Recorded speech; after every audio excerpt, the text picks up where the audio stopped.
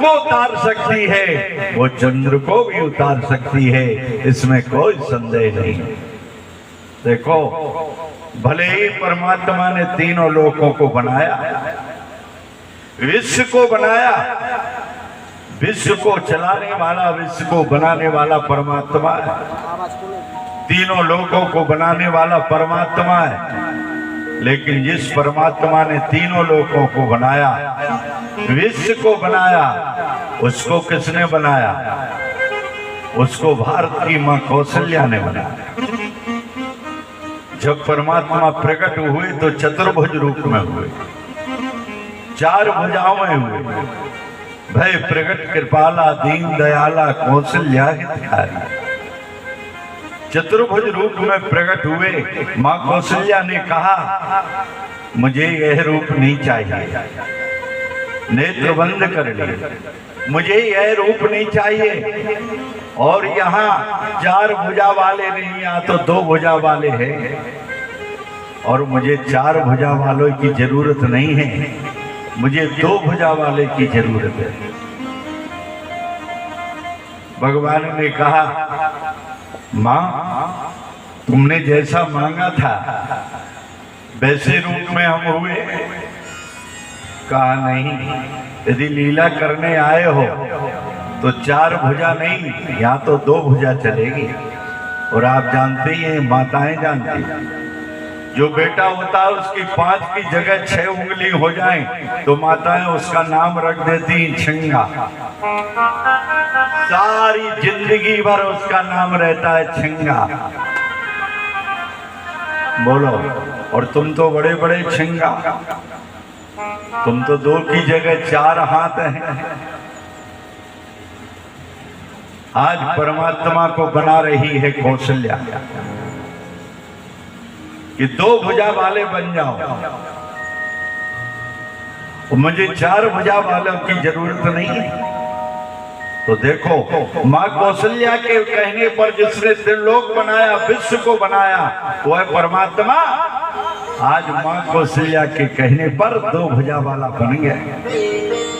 और मुझे इतना बड़ा नहीं चाहिए। कौन मानेगा कि इतना बड़ा बेटा हुआ? इतना बड़ा बेटा नहीं होता। बेटा तो जब जन्म लेता तो छोटा होता है। इसलिए कीजिए सुशीला यत प्रियशीला, है सुख परम अनूपा। यदि लीला करने आए हो तो शिशु बन जाओ। आज मां कौशल्या उस अखंड ब्रह्मांड नायक परमात्मा को बना रही है। कीजिए सुशीला यत प्रियशीला, यह सुख परम अनूपा। सुन बचन सुजाना और रोदन था। भगवान छोटे बन गए, बालक बन गए, फिर रो नहीं रहे। बालक तो बन गए, रो नहीं रहे। मां कौशल्या ने कहा, रो। कहा, मैं कभी नहीं रोया, मुझे रोना आता ही नहीं है। रोता तो जीव है, परमात्मा काहे को रोगा? परमात्मा तो सर्वशक्तिवान है, उसको रोने की जरूरत क्या है? कौशल्या ने कहा, इस संसार में आए हो, रोना पड़ेगा। और प्रभु आप रोगे तो संसार का रोना बंद हो जाएगा। जो रावण के अत्याचार से संसार रो रहा है, कुंभकर्ण के अत्याचार से, मेघनाथ के अत्याचार से, जो राक्षसों के अत्याचार, अनाचार, पापाचार से संसार रो रहा है, यदि आप रोगे तो संसार का रोना बंद हो जाएगा। इसलिए रो। और जब भगवान रोने लगे तो बाबा लिखते हैं, रोदन ठाना, रोते ही चले जा रहे, रोते ही चले जा रहे, रोते ही चले जा रहे। मां कौशल्या ने कहा, ऐसे मत रो, फिर रुक रुक के रो। देखो, जिसने संसार बनाया, त्रिलोक को बनाया, उसको आज मां कौशल्या बना रही है। इसलिए हमारे देश की नारी श्रेष्ठ है, महान है, जिसने परमात्मा को गोद में खिलाया है। कौशल्या ने राम को गोद में खिलाया, देवकी ने भगवान कृष्ण को गोद में खिलाया, यशोदा ने उस परमात्मा को गोद में खिलाया। यह अवसर किसी विदेश की नारी को नहीं मिला, यह अवसर केवल भारत की देवी को मिला। इसलिए आप जानते, विदेश की नारी को लेडीज कहते, लेडीज, पता चला लेना। विदेश की नारी को लेडीज कहते हैं और बीवी कहते हैं, लेकिन हमारे देश की नारी को लेडीज नहीं कहते, बीवी नहीं कहते। ओ परमात्मा लेडीज की गोदी में नहीं आता, वो परमात्मा बीवी की गोदी में नहीं आता। फिर हमारी देश की नारी को क्या कहा जाता है? हमारे देश की नारी को लेडीज नहीं कहते, बीवी नहीं कहते, हमारे देश की नारी को तो देवी कहते हैं, देवी। विवाह हुआ, कमला देवी, विमला देवी, देवी लग गया। देवी क्यों कहते हैं? हमारी देश की नारी ने देना सीखा है, हमारे देश की नारी ने देना सीखा है, इसलिए देवी है। और जो देना जानती है वही देवी है। देखो, सीता के सामने वो राज्य से रावण साधु बन करके आया और लक्ष्मण ने कहा था इस रेखा को पार नहीं करना, और रावण जब उस रेखा को पार करने लगा तो उसमें से अग्नि निकल रही है।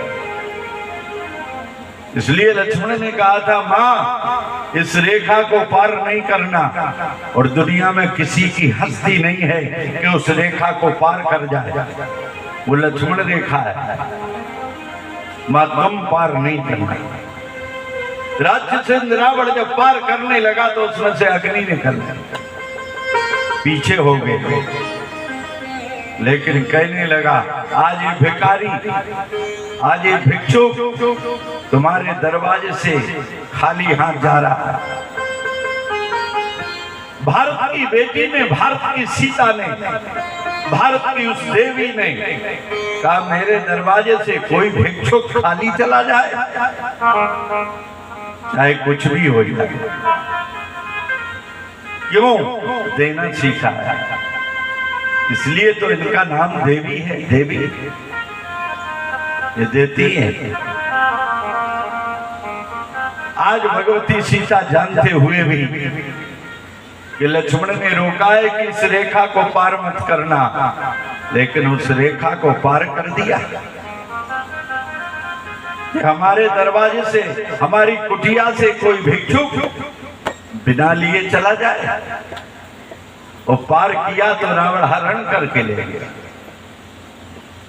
ये भारत की देवी है, इसलिए भारत की देवी ने देना सीखा है। ये साधारण नहीं है, शक्ति है, इसलिए भारत की नारी को देवी कहा गया। और कहते हैं देवी ने केवल परमात्मा को ही नहीं, बड़े बड़े संतों को जन्म दिया है। स्वामी विवेकानंद, समर्थ रामदास गुरु, रामकृष्ण परमहंस, कितने बड़े बड़े महात्माओं को जन्म देने वाली ये देवी ही तो है। इसलिए संत भी दुनिया में आएगा तो माँ की गोदी से आएगा, और वो भगवान भी आएगा तो माँ की गोदी से आएगा। ये संत और भगवंत वो जन्म देने वाली भारत की देवी है, देवी। इसलिए महान है, श्रेष्ठ है। आज कौशल्या ने कहा संसार में आए हो रोना पड़ेगा, भगवान रोते ही चले रहे तो रोक रही है, रुक रुक के रोक, रुक रुक के बना दिया। आज बना दिया उस परमात्मा को, अपनी गोदी का लाल बना दिया। और माँ कौशल्या ने अपनी गोदी में खिलाया है उस परमात्मा को। जय जयकार हुआ है सारी दुनिया में, देवताओं ने फूलों की वर्षा की है कि परमात्मा का प्राकट्य हो गया। और जब भी कोई विश्व में आपत्ति विपत्ति आई है, केवल भारत में नहीं, विश्व में आपत्ति विपत्ति आई है, तब उस आपत्ति विपत्ति को दूर किया है तो भारत के ही महान श्रेष्ठ लोगों ने दूर किया है। सतयुग में जब हिरण्याक्ष कश्यप ने अत्याचार अनाचार किया तो परमात्मा नरसिंह वाराही के रूप में आया और विश्व को शांति दी। रावण और कुंभकर्ण ने जब अत्याचार अनाचार पापाचार किया, धर्म को मिटाना चाहा, धर्म की स्थापना करने लगा, धर्म अधर्म का साम्राज्य फैलाया, तो परमात्मा राम और लक्ष्मण के रूप में प्रकट हुआ। और द्वापर काल में जब कंस और शिशुपाल, जरासंध, दुर्योधन भाइयों का हिस्सा खाने वाले, जब भगवान ने कहा था कि पांडवों को जीवन जीने के लिए केवल 5 गांव दे दो जिससे पांडव जीवन जी लेंगे, ले दुर्योधन कहता है एक वाले 5 गांव की बात करते हो, मैं सुई की नोक के बराबर जमीन नहीं दूंगा। प्यारे, जो अपने भाइयों का हिस्सा खाते हैं वो दुर्योधन है। अपने भाइयों को सुई की नोक के बराबर हिस्सा देना नहीं चाहता। भगवान ने कहा 5 गांव दे दो, सुई की नोक के बराबर देना नहीं चाहता। वो महाभारत काल का भाई दुर्योधन है जो अपने भाइयों को सुई की नोक के बराबर जमीन देना नहीं चाहता।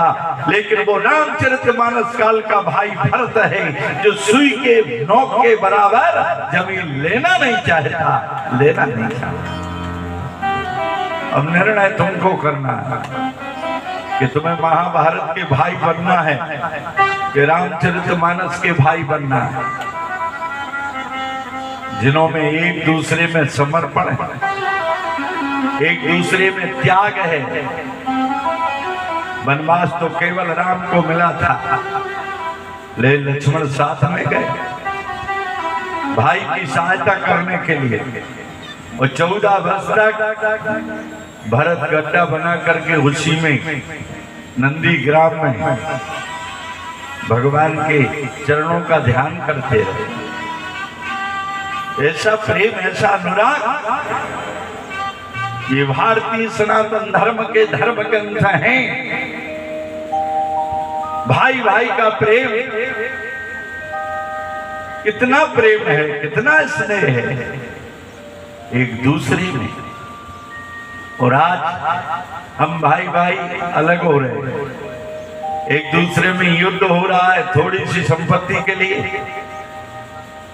एक माँ के घर में 2 जुड़ेलुआ बच्चा 9 महीने बने रहते, लेकिन वही जुड़ेलुआ बच्चा जब जन्म लेते हैं और धरती पर आते हैं तो एक कितने बड़े मकान में नहीं रह पाते, उस मकान में भी 2 हिस्से कर देते। बोलो, आज कितना परिवार में बिखराव हो रहा है, थोड़ी बात पर बिखराव हो जाता है। इस परिवार के बिखराव को जोड़ने का काम यदि कोई कर सकता है, ये धार्मिक ग्रंथ कर सकते हैं। भगवान जब हंसते हैं, जब 2 भाई लड़ते हैं, किसी ने कहा क्यों हंसते हैं, इसलिए हंसते। भगवान कहते ना जमीन इसकी है ना इसकी है, दोनों को छोड़ करके दुनिया से चला जाना है और व्यर्थ में लड़ रहे हैं। और जमीन मेरी है, किसकी है? भगवान की। संपत्ति सब रघुपति की आई, जो बिन जतन चलो तजताई। संपत्ति किसकी है? जिस पर हम और आप दाल रोटी खा रहे हैं, संपत्ति सब भगवान की है, हमारी आपकी नहीं है। हमारा आपका तो शरीर भी नहीं है। शरीर है तो 500 वर्ष रखो, फिर छोड़ के क्यों चले जाए? पता चलता सुबह तो बढ़िया घूम रहे थे, फिर क्या हो गया? बोले आया हार्ट अटैक और चले गए। ये शरीर भी तुम्हारा नहीं है। फिर मकान दुकान जमीन जायदाद सोना चांदी कैसे तुम्हारा हो जाएगा? इसलिए संसार में कुछ तुम्हारा नहीं है। संसार में आए हो, शास्त्र कहते प्रेम स्नेह से जीवन जियो। आज जय जयकार हुआ है, सब राम बालक के दर्शन करने आ रहे हैं। भगवान शंकर कहते हैं देवी मैं भी राम दर्शन के लिए गया और चोरी से गया। अगर राम दर्शन की चोरी करना पड़े तो कर लो, किसी धन दौलत की चोरी नहीं करो। और हुए कहाँ निज चोरी। देवी मैं तुम्हें एक चोरी सुना रहा हूं। कहा महाराज अकेले गए थे कि कोई साथ में था? भगवान शंकर कहते मेरे साथ में था। काग सुनो संग हम दो मनुज रूप जाने ही नहीं को। मनुष्य के रूप में गए थे, इस रूप में नहीं गए थे। और जब गए तो आधा सामान तो मेरे पास मौजूद रहता है, इसलिए डमरू बजाई। और जब डमरू बजाई दरवाजे पर जाकर के तो रामलला चौंक पड़े। नो रामलला समझे गए शंकर जी आए हैं दर्शन करने के लिए, इसलिए कोई उपाय तो करना पड़ेगा। को रघुवीर सरस संसारा शील स्नेह निवाह निहारा। इस संसार में शील और स्नेह का निर्वाह करने वाला भगवान श्री राम के समान कोई नहीं है। इसलिए भगवान श्री राम ने सोचा दर्शन कैसे होगा। राम जी रो पड़े और कौशल्या ने उल्टे ही समझा। कौशल्या ने कहा हे दासी लगता है राम जी चौंक रहे, डर रहे हैं, इसलिए जाओ इसे डमरू वाले को भगाओ यहाँ से। और दासी आई झोरी झंडा फेंक रही है। कहा बाबा यहाँ से जाओ, तुम डमरू बजाते हो। तो रामलला चौंक रहे हैं, रामलला डर रहे हैं, भगा दिया। और भगवान शंकर ने कहा काग भुसुंडी लगता खेल बिगड़ गया। सरजू के किनारे बैठ गए हैं भगवान शंकर और बच्चों के हाथ देख रहे हैं, भूत भविष्य वर्तमान बता रहे हैं। शंकर बताएं तो फिर बताने के लिए क्या रह जाएगा। बच्चे हस्तरेखा दिखा रहे हैं। एक दासी आई और दासी ने कहा माँ एक विचित्र जोशी है, और जब बच्चों की हस्तरेखा देख रहा है, भूत भविष्य वर्तमान बता रहा है, मुझे लगता है कि रामलला की भी हस्तरेखा दिखवा ली जाए। कौशल्या ने कहा हाँ बात तो सही है, ले आओ। और माताओं को बड़ा प्रेम रहता है, पूछेंगी बालक छोटे ही है तो पूछेंगी कि मेरे बालक का विवाह कब होगा। विवाह की बड़ी चिंता रहती। दासी गई और दासी ने कहा भाग्य खुल गए विप्रवर चलो हमारे साथ, राजमहल में देखियो रामलला को हाथ। अरे यहाँ का बच्चों का हाथ देख रहे हो, चलो राजमहल में। और बस भगवान शंकर ने झोरी झंडा बांधा, बोले काग हुस्न काम बन गया, जिसके लिए आए थे वो बन गया। बच्चों ने कहा बाबा हमारा भाग्य देखो, हमारा भाग्य देखो। भगवान शंकर ने कहा अब तुम्हारा भाग्य नहीं, अब तो मैं अपने ही भाग्य देख रहा। जिसके लिए आया था वो काम बन गया। इसके लिए आए थे राम दर्शन के लिए। भगवान शंकर को लेकर के दासी आई, लेकिन दासी ने कहा बाबा आप वृद्ध हैं, आप अंदर जा सकते, राजमहल में ये बालक नहीं जा पाएगा। भगवान शंकर ने कहा यहीं बैठा दो, हलवा पूरी भेज देना, यहीं खा लेगा। काग भुसुंडी ने लाल लाल नेत्र किए, बाबा मैं हलवा पूरी खाने आया था, क्या भूखा भंडारी हूँ? अरे तुम राम दर्शन के लिए आए हो, हम भी राम दर्शन के लिए आए हैं। और बाबा यदि तुम मेरा भाग्य फोड़ रहे हो तो मैं तुम्हारा